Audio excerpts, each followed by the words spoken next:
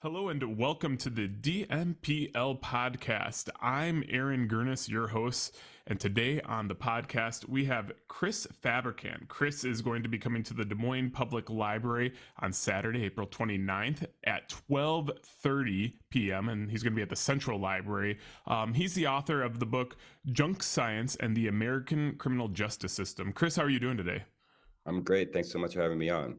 All right, so Chris, this book, I finished reading it actually this morning. I spent the last like 5-6 days paging through it. I didn't want to rush it either because it's really compelling, and a lot of things actually made me have to step away for a second because I was very, very upset a little about this. But this book is about, as the book says, junk science, and it's about a lot of forensic sciences that have been proven to have a large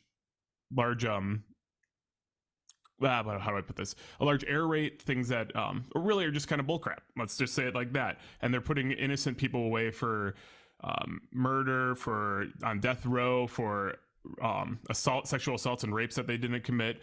And as you say in the book, a lot of poor and black and people of color. So I just want to start with, how did you get started in this work, kind of working through these junk sciences, and what's your background to bring you to where you're writing this book? Sometimes I point to my father's work as a public defender, and how he met my mother, which was when she was indicted for drug trafficking, and my dad was assigned to her case. So it feels like I was destined to be, a criminal justice reform advocate from the beginning. And my first book was about the drug war. And, I was a longtime public defender before I came to the Innocence Project. And my department at the Innocence Project is called Strategic Litigation. I was hired to start it. And really what the book is about is exactly what you've asked, is like kind of my journey into, the junk science that's been used to wrongfully convict and to execute the marginalized communities that are subjected to our criminal justice system in this country. So So when I tell us, really oh, yeah, go ahead. I was gonna say, tell us a little bit about your, I guess your CV.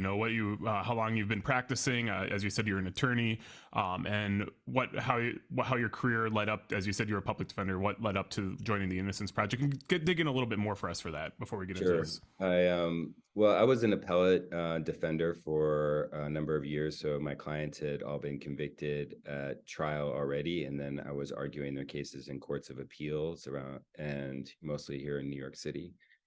And then from there, I went to a place called the Bronx Defenders, which was, really one of the premier public defender shops in the country, and worked in the South Bronx as a trial attorney. And it was there that I really became interested, and my eyes were really opened on kind of the widespread human rights violations that were occurring on daily in the criminal justice system. And I really wanted to work both on individual cases and on larger policy matters. And so from the Bronx Defenders, I went to become a criminal law professor, essentially. I was a clinical law professor at Pace Law School, which also took cases in the South Bronx. And so we were doing strategic litigation out of my clinic, in that we were working on stop and frisk issues and mass misdemeanor arrests and the use of surveillance technology in these communities. And then when the Innocence Project was going to start a strategic litigation department to challenge the leading contributing factors of wrongful conviction. So we talk about eyewitness misidentification, junk science, and false confessions, which are all of our litigation is grounded in science. And so really, I don't have a science background. I spent a year kind of booking up and meeting with and learning from some of the top scientists in the country that are interested around forensics. And then was really tasked with, trying to bring scientific integrity to the legal system. And so me and a team of lawyers that I work with have been challenging junk sciences in courts around the country ever since. And the stories that I tell in the book are really anchored in three of my clients' stories: Keith Harward, Stephen Chaney, and Eddie Lee Howard. And what all three of them represent is really the kind of three different types of litigation and the three different types of kind of junk science cases, how they can go. In Keith Harward's case, 6 forensic dentists were all wrong when they matched, his alleged teeth to his an alleged bite mark. And, we were very fortunate to have found and tested DNA evidence in his case. And then in Stephen Chaney's case, he had 9 alibi witnesses and accounted for every second of his day for the homicide that he was convicted of wrongfully.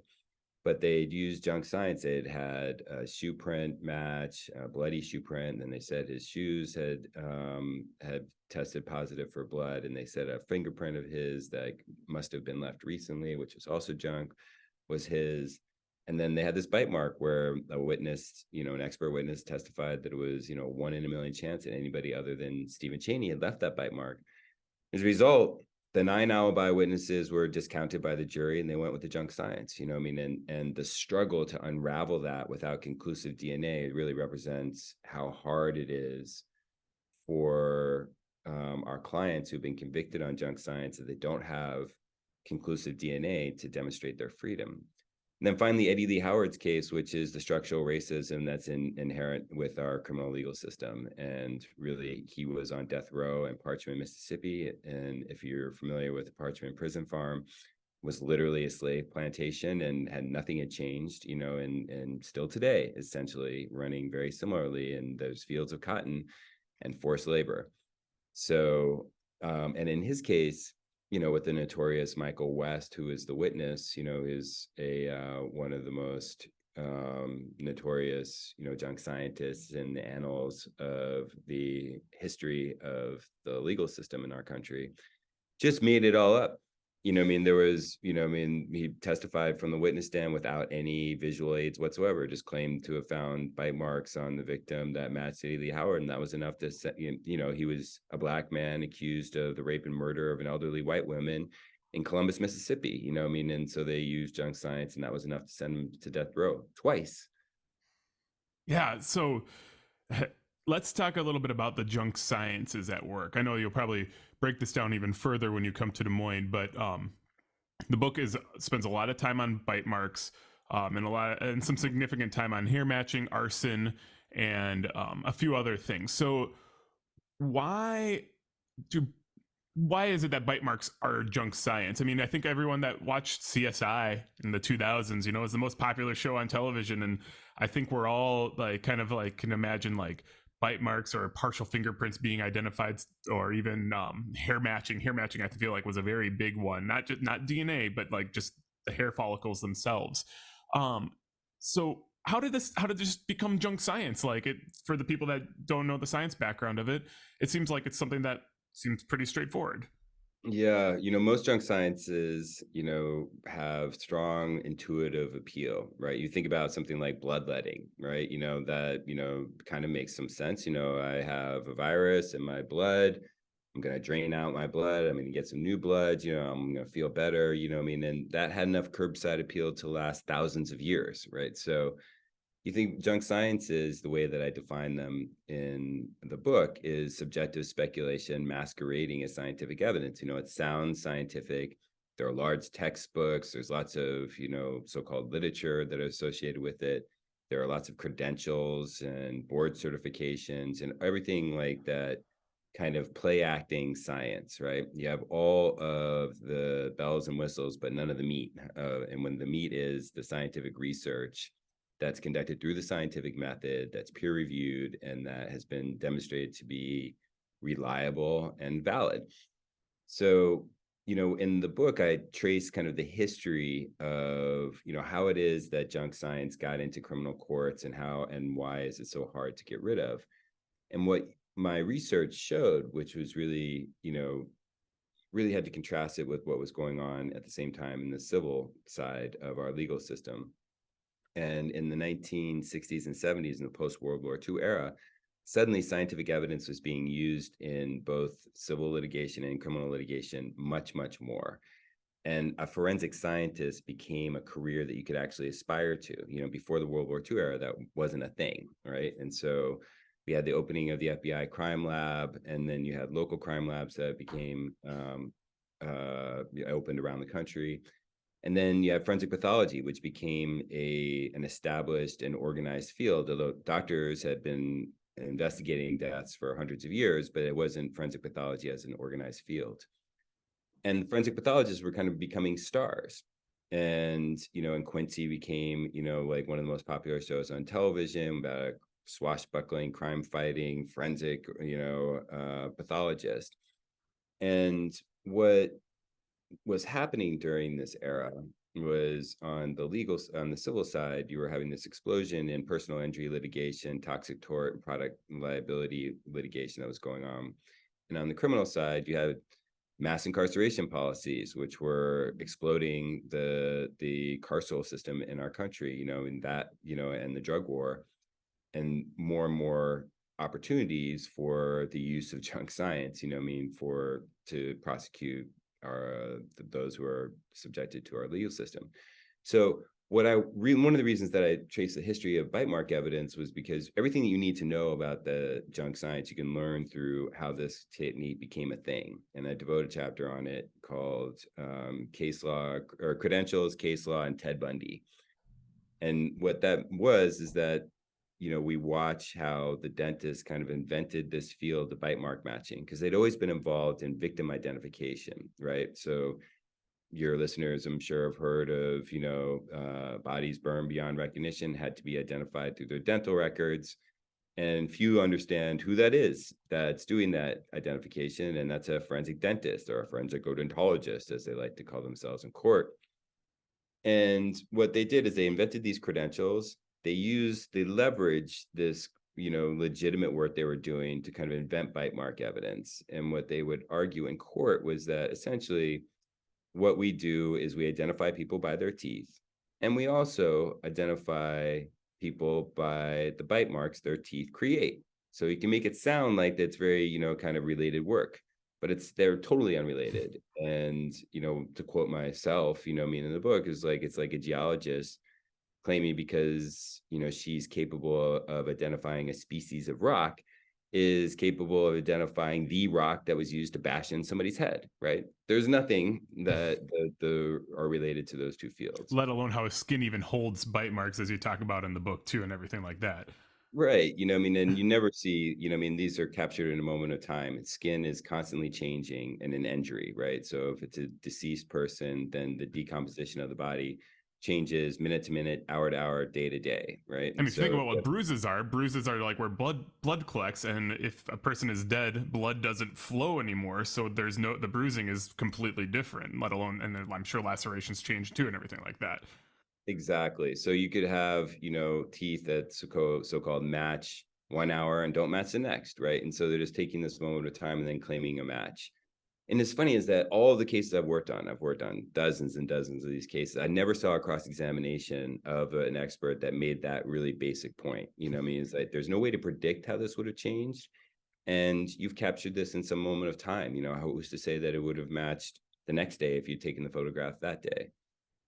So what happens is that it becomes part of case law, and it's almost impossible to overturn it or to get out of court, because judges rely on legal precedent rather than scientific literature. And then the Ted Bundy case, which I devote a chapter to in my book, because it was before the O.J. Simpson trial, the most significant criminal trial in American history. It was the first nationally televised trial in American history. And Ted Bundy himself did so much of the cross-examination, so it became a circus. And the case really rose and fell on bite mark evidence. And of course, he was convicted and made celebrities out of all the dentists who testified and made bite mark evidence mainstream evidence. And I follow those dentists from the Ted Bundy trial as they go and they convict my innocent clients after that. So it's really kind of an astonishing, the Ted Bundy's legacy really had many more victims after he was long dead. That's a great way to put it. So is one thing I wondered as I read this. DNA obviously has changed the game in a lot of ways, and DNA science keeps getting better. And I just wrote this question down. Maybe this is a little ignorant, but is DNA maybe like one of the most important developments in the history of criminal justice? The way that it's been able to exonerate people, or is that a little naive? No, it's absolutely true. One of the, I devoted another chapter on the founding of the Innocence Project because of how significant that was. And that's because of the advent of forensic DNA analysis. The co-founders, Peter Neufeld and Barry Scheck, were some of the most scientifically literate defense attorneys in the country at the time. That's why they were on the O.J. Simpson case, because that was a really early use of DNA evidence, a really poor use of tampered with, probably, but at least contaminated DNA evidence in that case. And what we see is that when they established the Innocence Project, had an understanding not only that it would be useful to convict the guilty, but that it would also be useful to free the innocent. And they were convinced that there were thousands, if not tens of thousands, of people that were innocent that were in prison. And what was really important about both the advent of forensic DNA and the establishment of the Innocence Project was our intake criteria. And what was important about it was that there was no subjective judgments made about guilt or innocence. Is that, the only criteria was, can biological be found and tested? And if we could find and test that biological matter, would that prove innocence? Period, end of story. Right. So we would take cases with 6 eyewitnesses that were, that's our man, I'll never forget that face, with detailed confessions that included apologies to alleged victims, with all kinds of, fingerprint matching, firearms, or what have you. It didn't matter.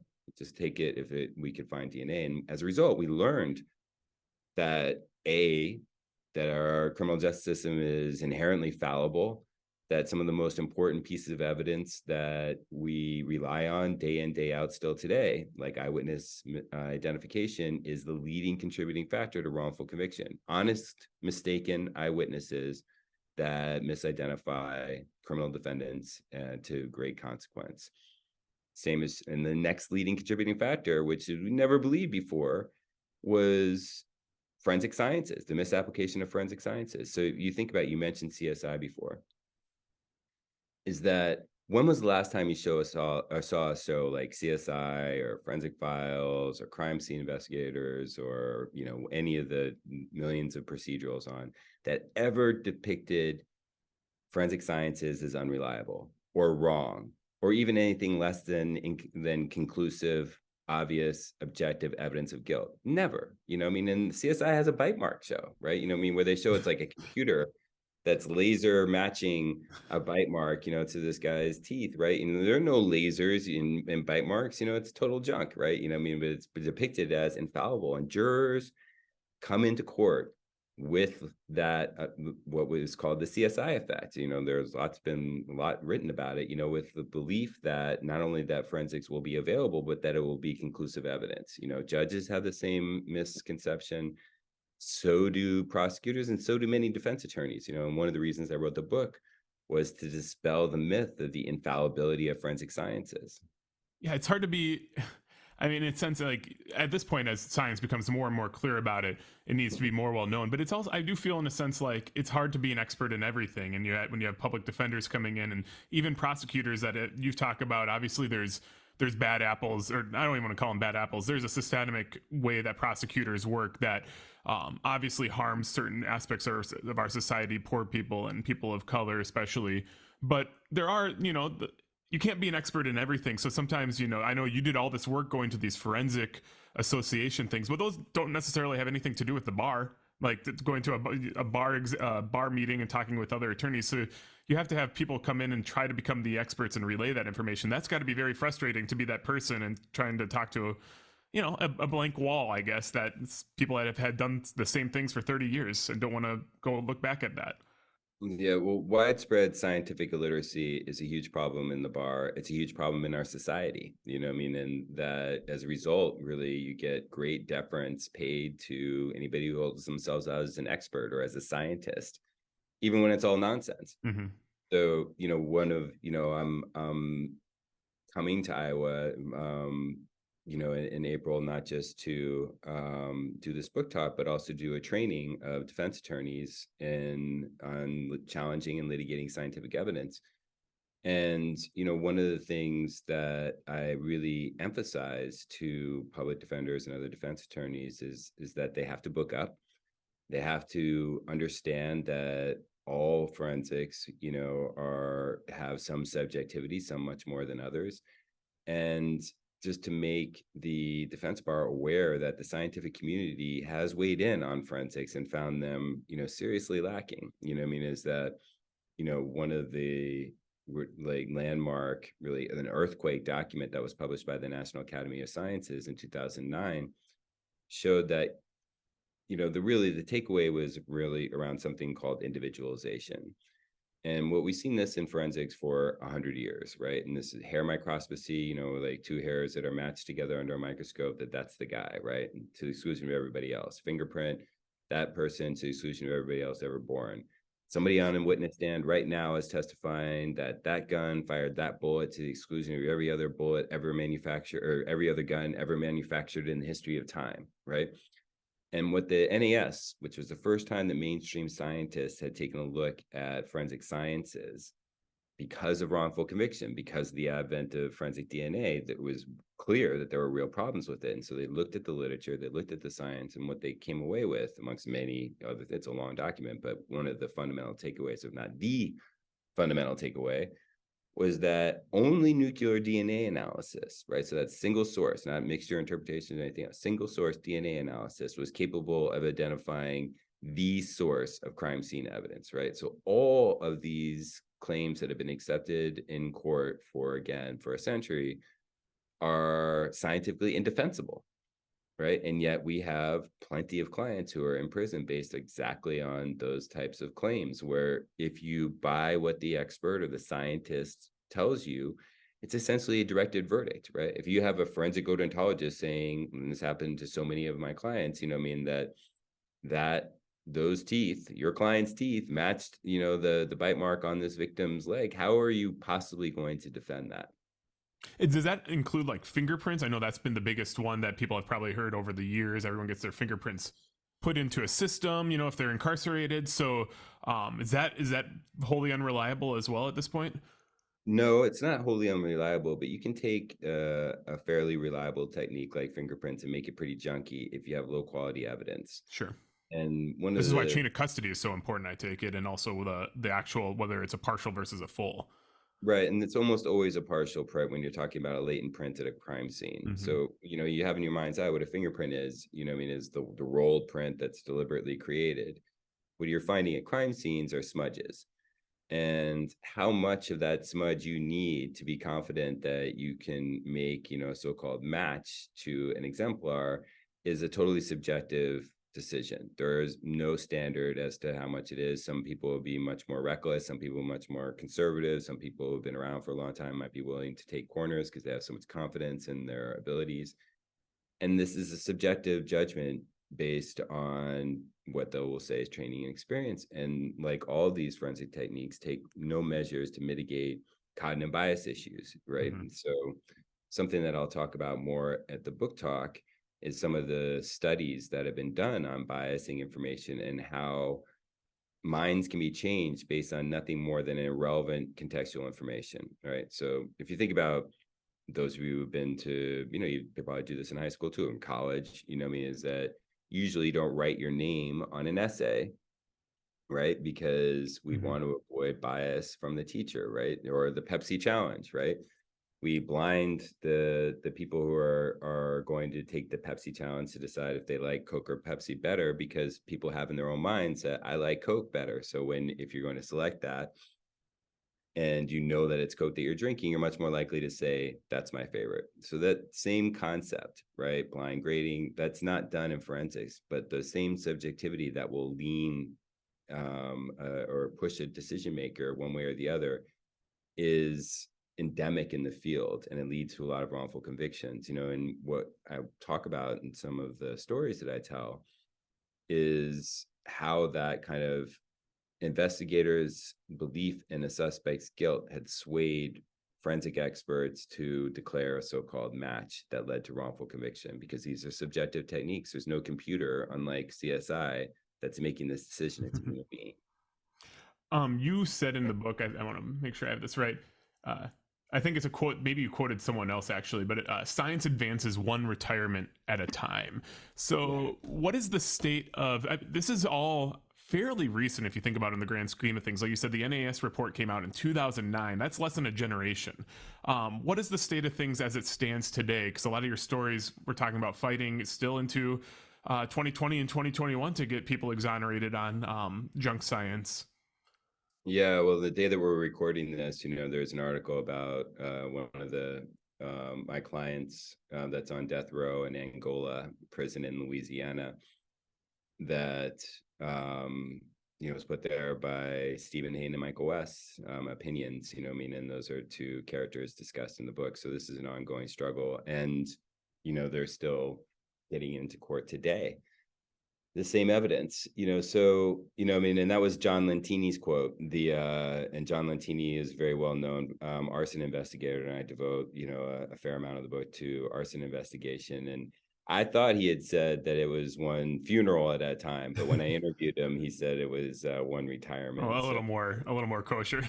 A little bit more kosher, right? And really, it's true, because this is true in forensics in particular, because unlike a laboratory science like DNA, most forensic sciences were developed by law enforcement for law enforcement, and they were taught in essentially guild-like structures by the masters of the trade. And the wisdom, the received wisdom, is passed down from mentor to mentee. They're experts because they say they're experts, basically. Right. Yeah. And it's like in science called ipse dixit, right? It is so because I say so. But once you've been declared an expert witness from coast to coast, and you testified in very serious cases and death penalty cases, you become board certified in your fields, and you become a respected person, and you have a 20-page CV about, you piled high with nonsense. It's very hard to persuade anybody that their life's work is all a house of cards. Of course, that's like the human mind, is going to reject that cognitive dissonance. That's why, one of the real problems with the way the mind works is that we take in information that confirms, or we interpret it to confirm what we already believed, right? This is a lot of the division in our country around politics is exactly that reason, right? You can look at the same video, the January 6th attack, and some people will see a political protest and some people will see an insurrection. It really depends on, what you already believed when you're watching that. Same is true with science, and one of the real problems with science, to quote something I read in the New York Times, is that, when you mix politics and science, what you get is politics. I know we're going to wrap up here. I just got one question that's actually kind of two parts. You've worked a lot with public defenders and worked as a public defender. You've worked a lot with prosecutors. So I'm just curious, as I read this book, I wanted to know what you think makes a good public defender, what you think makes a good prosecutor. Public defenders, like, what I think that is the most important thing about being a public defender is being client-centered, showing respect, and fighting like hell. Is that, that's, you have to have respect and deference to your clients, and you have to be willing to fight, and you have to fight every day and fight hard, and really the odds stacked against you. Yeah, it's almost that simple, and you have to fuel that passion, and your clients have to know that you're like 1000%, on their side, and going to give them the representation that the Constitution demands. Prosecutors have to do justice. That's their role. That's their role. That's what, and the trouble often is that trial attorneys are competitive. And that once an indictment has been filed and a case is going to trial, the gloves are off. Both sides want to win. So prosecutors will use whatever tools they can use to convict somebody that they believe is guilty. They're required ethically to believe in the guilt of the people that they're prosecuting. And so much of like junk science is admissible evidence. The law allows it, and so prosecutors are going to use it, and if it were up to me, it would be scientists that were making that decision. But the prosecutors are obligated to do justice, and they're obligated to admit mistakes when they happen, and they're obligated to turn over exculpatory evidence constitutionally. And sometimes that doesn't happen. It's another leading contributing cause of wrongful conviction. And a lot of it is just based on our own subjective beliefs about guilt or innocence issues. And, go back to what we talked about before with the founding of the Innocence Project. we can see, had we been making subjective judgments about guilt or innocence, we would not have freed, the hundreds and hundreds of people that we have, because, the human mind is fallible, prosecutors and defense attorneys alike. All right, Chris, as we wrap up, any more information you want to give us on what you're going to be talking about when you come to Des Moines? Well, if you read the New Republic piece, you'll see that there's I'll put Michael that on West the show in notes.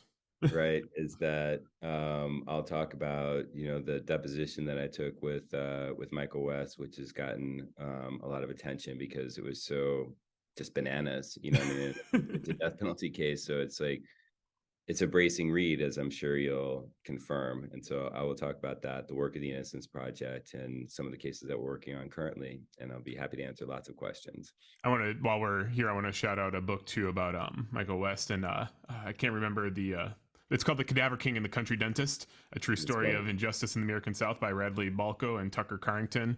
It's about West and his partner, the why can't I think of the word? The coroner, basically. These are the same people that are involved, and Tucker Carrington and Radley Balco are both good friends of mine. Awesome. So that's also a good book. I'll put that in the show notes.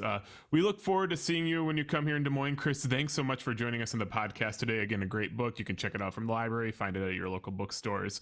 It'll make you a little mad maybe, but it's definitely worth the read to really know what's happening in the world. So thank you, Chris. Thanks for having me.